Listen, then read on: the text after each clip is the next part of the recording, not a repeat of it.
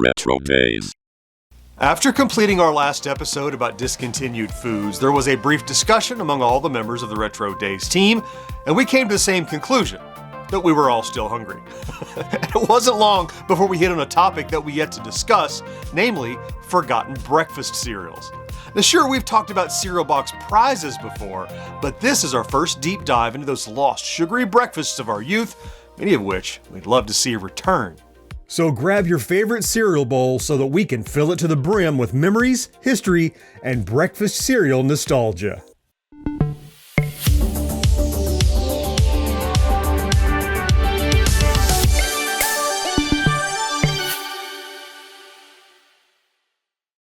Okay, hot take. For kids, breakfast cereal is the food version of toys. Now, I'm not talking about the actual toys you sometimes got inside the cereal box. I mean the actual food itself. Think about that. Going to the supermarket with our parents was a largely boring affair and an excursion we mostly wouldn't mind skipping altogether. But when we reached the cereal aisle, it was akin to perusing a toy store. We'd run to the colorful boxes, overloaded with cartoons, puzzles, word games, promises of prizes, and, best of all, sugar. Even the healthy options had some sugar in it. And really, the only way this trip to the cereal aisle could go wrong was if your parents insisted on grape nuts or plain bran flakes. If you're gonna be a villain, at least make it Raisin Bran. The best part about this toy store-like experience was that manufacturers were always testing out new and innovative flavors. There were the big winners, the ones that still exist or that we pine over all these years later, and then there were the losers that fell into obscurity and out of our memory altogether. If something makes me laugh, I make my cereal grins and smiles and giggles and laughs. Part of a nutritious breakfast. These bozos are going to try to get me to laugh up some grins and smiles and giggles and laughs. The deliciously sweet, crunchy, corny cereal that smiles back at you.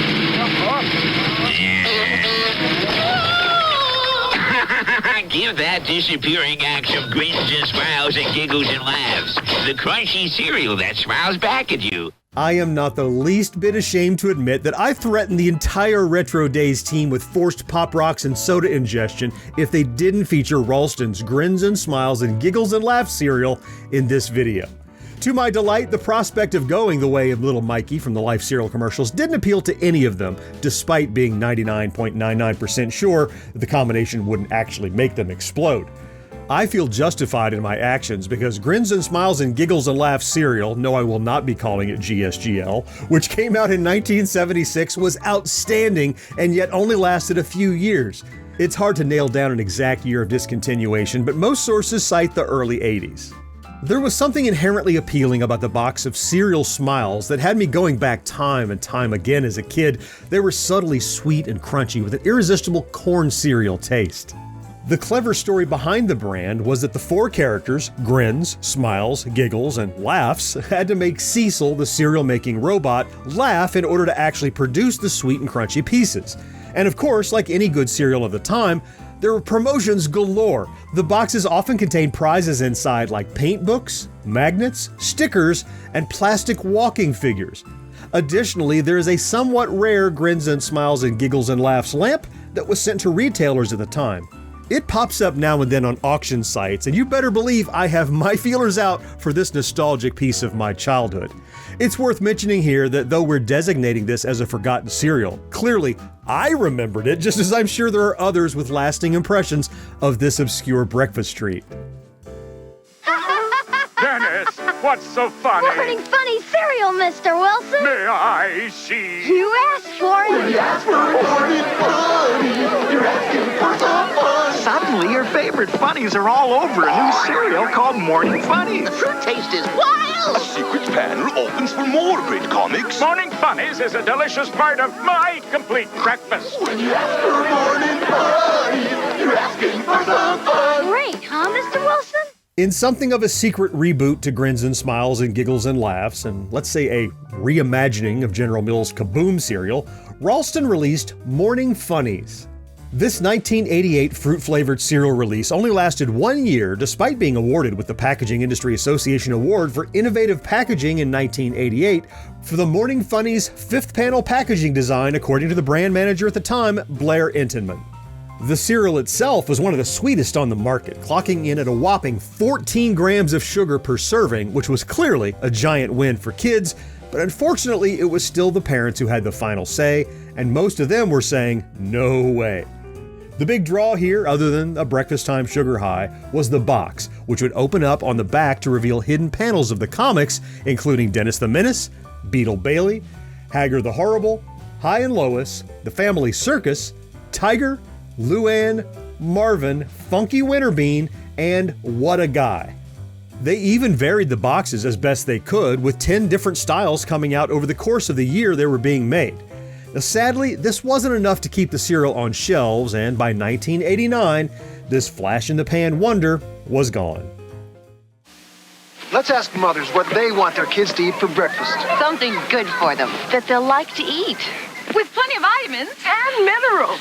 We gave mothers what they asked for. New Body Buddies. Sweetened corn puffs with 16 vitamins and minerals. More than any other cereal. Body Buddies is a big part of this nutritious breakfast. Look, no artificial flavors. Oh, but does it taste good? Brown sugar and honey. Oh, boy! New Body Buddies. In natural fruit flavor, too. On the other side of the cereal spectrum, we have Body Buddies. According to this quote directly from the General Mills marketing machine, Body Buddies was one of our biggest cereal launches when it debuted in 1979. It was a corn puff cereal focused on providing kids with an easy-to-prepare, nourishing breakfast. Despite my finding a huge number of people reminiscing about how terrible the cereal tasted, apparently it still had a 17-year run on store shelves, so couldn't have been that bad, right? Well, I don't know, but at least it came in 2 flavors, including brown sugar and honey and natural fruit flavor. You might notice the fruit cereal doesn't look notably different from the other variety, and that's because they didn't use artificial colors or flavors. It was also the only cereal on the market at the time of its release to be fortified with 16 vitamins and minerals, something that in later years would become fairly standard. If the name of the cereal didn't tip you off, the concept, including all the marketing, was to encourage healthy eating habits in young kids who were, more and more, in charge of making their own breakfast as mothers began to enter the workforce in larger numbers. But it didn't stop at eating, as the games, puzzles, and imagery on the box also encouraged being active. For instance, the cartoon kids on the box and in the commercials were always seen moving or engaging in some kind of sport or game. Who you waiting for? Ice Cream Jones. And new ice cream cone cereal. My name's Ice Cream Jones. I'm bringing the kids my ice cream cones. A crunchy new cereal for breakfast. The great taste of ice cream cones. Whoa! I'll have vanilla. Give me chocolate chip. They look like little ice cream cones. And taste like them. The crunchy part of this nutritious breakfast. My name's Ice Cream Jones. With the great taste of ice cream cones. New ice cream cone cereal. Talk about pandering to kids. Actually, you know what? Scratch that. Because if General Mills ice cream cone cereal was still being sold, you know I'd make it part of my complete breakfast. I mean, heck, everyone likes ice cream. Even as I say this, I know someone is going to chime in about how actually they hate ice cream. And you know what? Yeah, I'm going there. You're weird. Even vegans and people with lactose intolerance find a way to eat ice cream. Anyway, General Mills released ice cream cone cereal in 1986 or 87, depending on the source, and potentially were trying to replicate the success of Cookie Crisp, another dessert for breakfast product, which was made by Ralston at the time. The cereal was made up of 2 components, crunchy cone-like pieces and puffed balls that represent either chocolate chip or vanilla ice cream, depending on which flavor you purchased. I'll bet most kids couldn't get through a bowl of this stuff without trying to balance at least 1 scoop on top of a cone. The premiums for this cereal were just as exciting as the cereal itself. One such prize was a full sleeve of gumballs inside the box and the offer to send away for a gumball machine bank that came with 60 more gumballs if you sent in a single proof of purchase and $1.99. Other offers found in the boxes were for a digital watch, playing cards, an ice cream-shaped mug, and a coupon for a Dairy Queen Blizzard. Sadly, ice cream cone cereal only lasted about a year, and then another year or so with its 2003 reboot, which flattened the cone pieces into little triangles. This is the story of the Freakies and their perilous search for a home. The leader of the Freakies was the fearless Boss Moss. Whenever the Freakies had a problem, they ran to Boss Moss. We're afraid. I understand exactly how you feel. He never solved the problem, but he was always understanding. At last they came upon a wonderful tree, which grew their favorite cereal, Freakies. Oh, happy day. Every morning the cereal would ripen in the sun, becoming toasty and sugary and golden with vitamins. What are you, scavenger or something? And they knew they had found a home. Oh! I wonder what the taxes are like here. Freakies is part of a good breakfast, and you get a free Freaky magnet in specially marked boxes. Freakies cereal is perhaps better remembered than our other picks today, especially by people of the era and real cereal heads. There has been, and still is, a following, and at one time even a magazine dedicated to the fandom. One of the first things that I really want to do, that I've been waiting a long time to do in person, is personally thank you on behalf of the many children whose lives you brightened up with the Freakies. I remember the first time I called you on the phone. You know, it was so weird that day that you called me. I couldn't believe what you were saying. I mean, that there was like a Freakies magazine and there were people interested in being in a fan club and stuff. I had no idea people were so influenced by the Freakies. This wonderfully wacky cereal even had a whole gaggle of characters with their own backstory as told through the commercial. Though the marketing was handled by managers Jay Brown and Jack Forsaletto, Jackie End, who we saw speaking in the previous clip, was the lead creative and copywriter for the cereal. I guess something that a lot of people wonder about Freakies is how you came up with the concept of Freakies. I think a lot of the times after Freakies was launched and it was on the air and people saw it, people asked me if I was stoned or drunk when I came up with it. But I wasn't. I was sitting at my desk. And I remember thinking that when I was a kid, I loved monsters and that kids hadn't changed. I used to watch Saturday morning cartoon shows and stuff. And originally, Freakies was going to be like a Frosted Flake. So my first name was Freaky Flakes. And then they changed it to an extruded cereal, more like a Cheerios kind of thing. And so we just changed it. I changed it to Freakies. And I found that there were like, the word freaky was really great because you could come up with other things like for the story on the package back that I wrote, when they come over from the old world, they come over on the Freaky Flower. You know, I think one of the premiums was made from freakium, a very special metal called freakium, and the magnets were Freakus magneticus. So we just got to use the word freaky in a lot of different ways. It was fun. According to the December 8th issue of Gemstone Publishing's The Scoop, Jackie End, the Ralston Purina copywriter who created the colorful cereal mascots in 1971, based every personality on her co-workers at the company. That's right, Boss Moss, Ham Hose, Gargle, Cow Mumble, Grumble, Goody Goody, and Snorkeldorf were all fellow Ralston Purina employees, presumably a good-natured bunch with tongue-in-cheek senses of humor.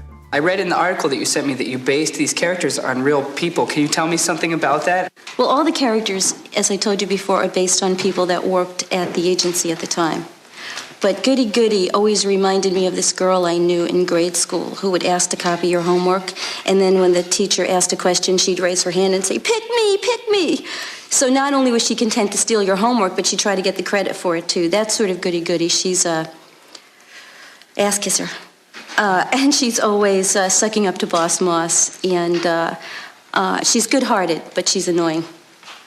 Boss Moss was based on Charlie Moss, who was the creative director of the agency at the time, and it really is his character. He, in the first commercial, I think, if you remember the dialogue, it says, whenever the Freakies had a problem, they ran to Boss Moss. And he never solved the problem, but he was always understanding. Charlie could be fairly ineffectual, and he was always really sweet about problems he couldn't solve, but he was somewhat ineffectual sometimes.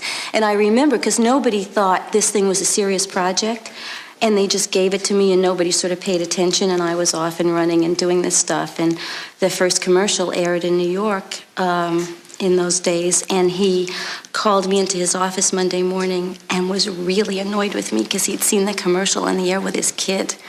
And the kid knew that Boss Moss was his father. And he said, you just told the whole nation that I'm ineffectual, and you did it in front of my kid. How could you do this to me? And I said, well, I offered to show you the commercial before it went on air, but you didn't want to be bothered, so...